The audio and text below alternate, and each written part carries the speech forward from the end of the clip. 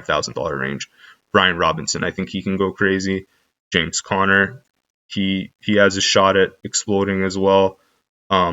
Foreman's tough to trust, especially with Herbert coming back and he's questionable. So I'd monitor that if you want to play Foreman.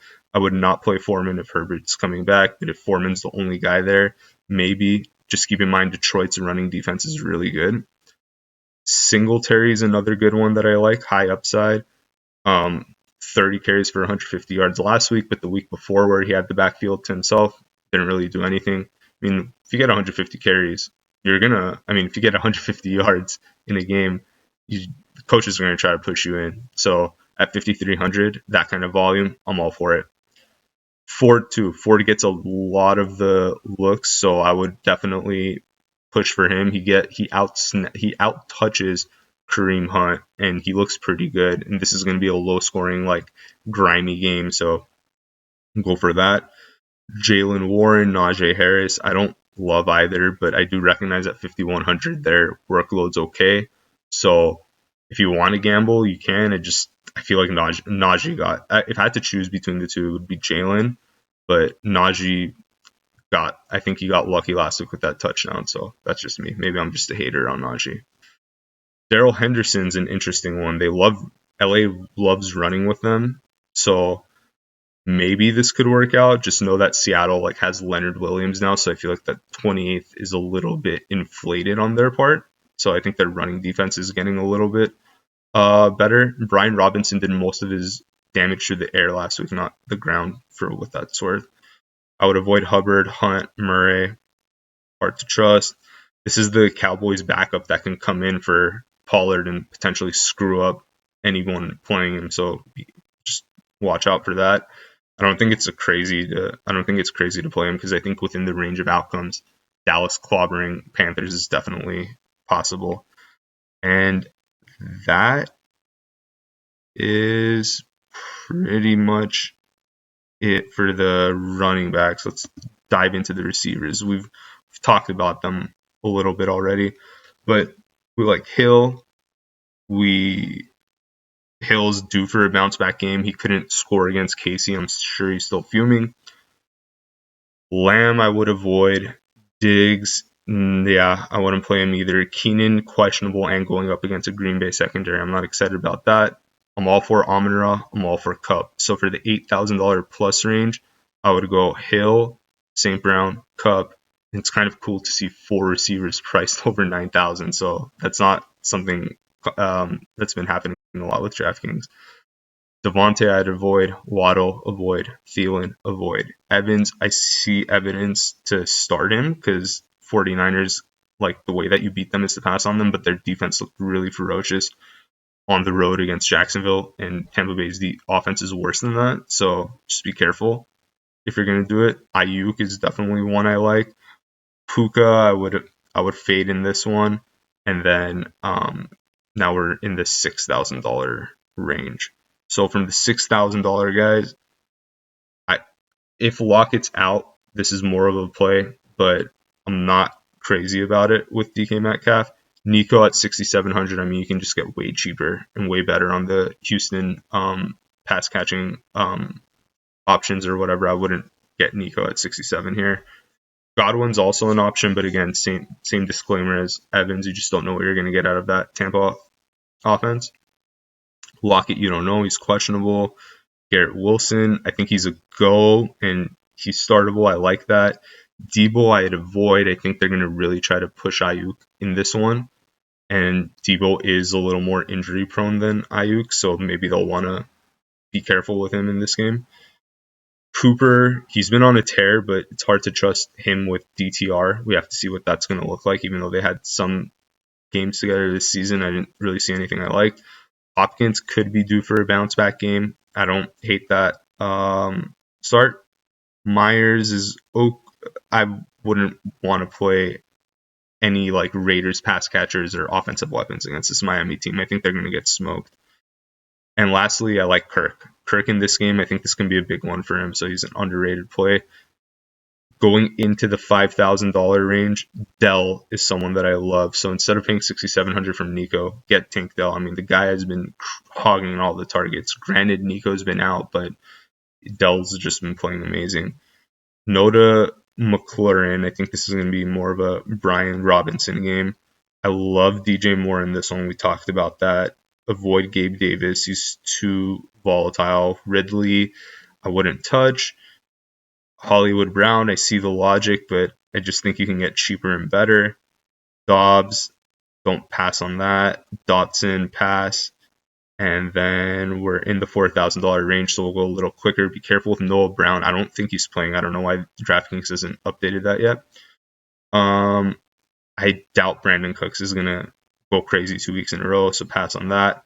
Watson, maybe. Watson gets a lot of the targets, so could be a good sneaky play. I don't like Quentin Johnston. JSN's only a go if Lockett's out, then he's going to get volume. And I'm not his biggest fan, but with the volume and the price, it's there. The value's there. And then keep going down. Now we're in the 3,000 range. This is when it gets really thin. Let's see if there's anyone I like down here that I want to bring up. I mean, nobody's really popping out at me. Jameson Williams is one that I'd take a shot on for sure. He's getting a lot more snap counts, and I think they're going to start forcing the ball to him, keep Amon-Ra safe in this game. So I can see that. Guyton, questionable, which makes me think if Guyton and Allen are both out, then Quentin Johnston's the only guy. But the thing is, I think Green Bay will wrap both of them up, so it'll be I can't see either of them going crazy. Rondale Moore is a good start. I like that one a lot.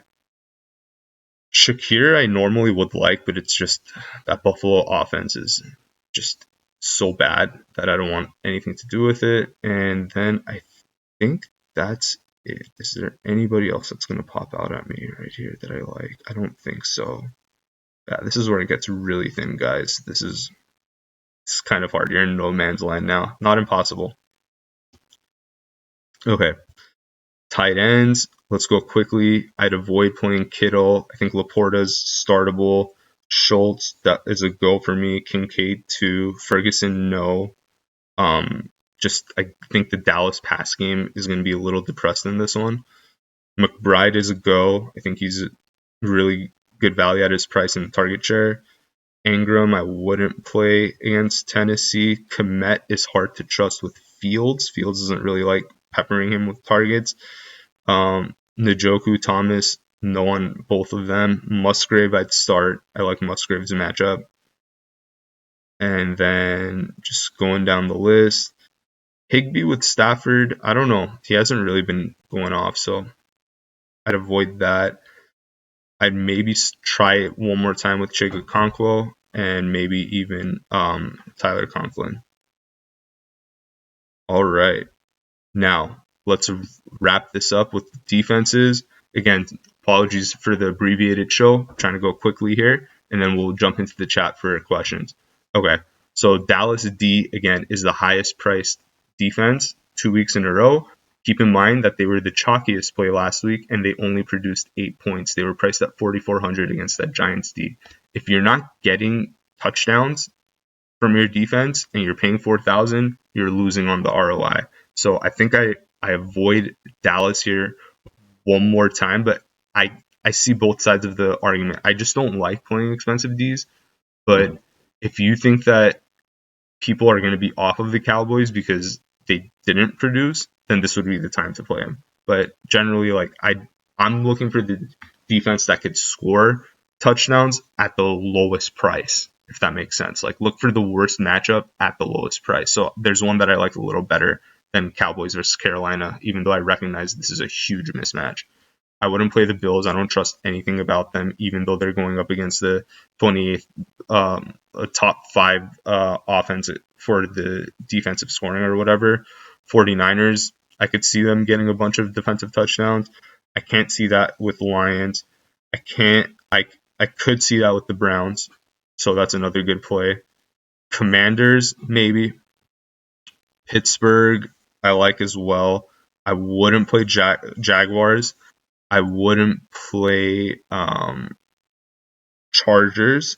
And this is the defense that I love this week, Dolphins, because they're out here to prove something, and they're going up against Aiden O'Connell. O'Connell on the road. This is perfect. A rookie quarterback who isn't all that great going up against a feisty Miami defense. This is going to be good. And then we have Seahawks, Texans. Nothing really popping out at me here. Giants, no, I wouldn't play them. Cardinals, I wouldn't do it. Titans, I wouldn't do it. Rams, no. Bucks, absolutely not. Jets would probably be the cheapest one that I'd play, but I wouldn't be too excited about because you still have the possibility of Josh Allen just being Josh Allen. And everything else down here, yeah, after the Jets, like there's really nothing else that I would play. I mean, if you play Raiders, Bears, Packers, Panthers, you're hoping for a miracle there. Like it's just hard to see them having a positive like output without a defensive touchdown. So that pretty much wraps it up. Appreciate every one of you guys that are listening, and hopefully next week it'll be a lot cleaner, a lot smoother show. So with that, I'm out, and we'll upload this to YouTube as well soon. So thank you for listening, and hope you enjoyed the content.